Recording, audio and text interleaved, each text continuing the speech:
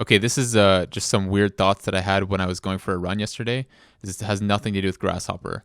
I was just thinking when I was running, I was thinking it just seems like such a an inefficient motion to be running, and I was trying to think during this run. I was trying to think what would make running more efficient, um, and why is it so inefficient?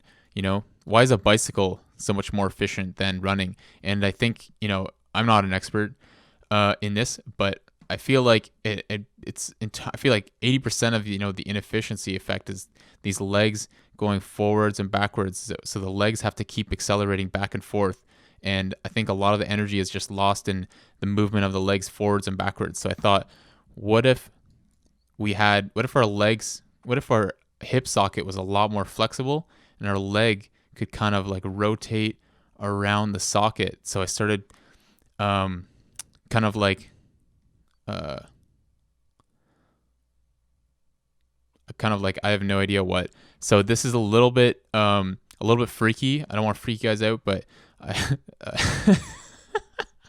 I made this really stupid animation, and it's totally not. At some point, I realized it was taking more time than it should have, but I had to commit. I'm a firm believer in the sunken cost fallacy, and I just went all in. And here you go. Here we go. This is the most efficient running form. Okay, you ready?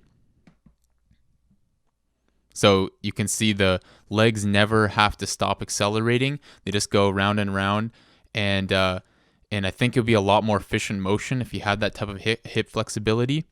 I don't know what the arms are doing. I'm not really sure if the arms actually need to rotate with this new type of form, but I had to do something with them because they were just getting in the way. The legs would end up just hitting the arms. I don't know. What do you think? Am I crazy? Would this be an efficient motion if it was biologically impossible? If someone's down to try it out, you just let me know if anyone has that kind of flexibility. I think this could be a game changer in the sport of marathoning. I don't know. Let me know your thoughts. I'm always interested in being more efficient. However that in whatever way that means, whether it's working better in Grasshopper in Rhino, or whether it's just running faster. So there it is.